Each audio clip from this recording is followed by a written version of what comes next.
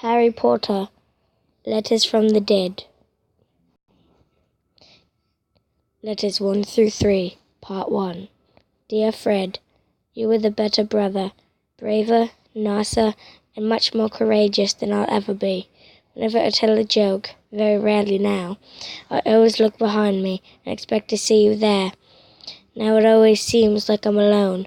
No matter how many people I'm with, it still always seems like I'm alone. I miss you. Heart, George. Dear George, at least I died after a good joke and a long laugh. My final moments with you. You were my best friend. But I want you to go back to being happy fun, George. You know, even if I'm dead, I want you to be happy. Continue the business and make me proud. Heart, Fred. Dear Fred, the business is over. There is no point in me doing it. My partner in crime is dead. I'll never see you again. Yesterday Mum called me Fred. I said, you call yourself a mother? Mum, my twin is dead. Haven't you noticed? She smiled, but I saw a tear in the corner of her eye. Your death has changed the whole family. No one really talks to us anymore. I guess they don't want to catch the sadness. By the way, I was going to be put in Slytherin. Before the hat called it out, I begged that me and you be in the same house. Heart, George. The real story of Harry Potter. The beginning. As James and Lily looked at the new baby boy, they noticed how alike him and James looked. Basically everything but the baby's eyes looked like James. The baby's eyes looked like Lily's. But the boy didn't have a name. They were still thinking. But that same night, James woke with a vision, making his son the biggest wizard celebrity ever. But how, he wondered? How would his son become so famous? He knew exactly how. He told Lily the plan. They had to go and name him before they went through with it. They decided to name him Harry James Potter. Then James began stage 1. He called his good friend Severus Snape, who was at the time a Death Eater. He told Snape to summon Voldemort and to make Harry a Horcrux. Voldemort refused, but James made him. They staged their own death.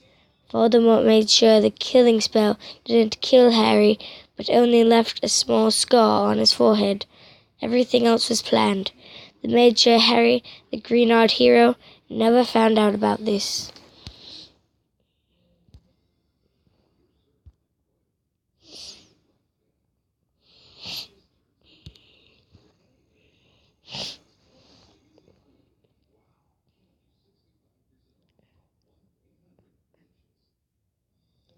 Facts about Harry Potter that you didn't know. In this book, you'll find some facts about Harry Potter characters that you probably didn't know. Enjoy. J.K. Rowling stated that the pain from Harry's scar on his forehead is caused by the piece of Voldemort's soul trying to leave his body. During the scene wherein the Horcrux version of Harry and Hermione were kissing, Rupert Grint was sent off the set because he was laughing too much. In order to acquaint himself with the trio, director Alfonso Cuarón had each of them write an essay about their characters. Emma Watson wrote a 16-page essay. Daniel Radcliffe wrote a simple 1-page paper. And Rupert Grint never ever turned his in. After the battle over Little Winning, 13 people gathered at the Burrow to mourn the loss of Alastor Moody. Remus Lupin, the first to rise to offer to look for the body. Lupin was later killed by Antonin Dolohov at the Battle of Hogwarts, making one of Professor Trelawney's predictions come true. When 13 die together, the first to rise will be the first to die.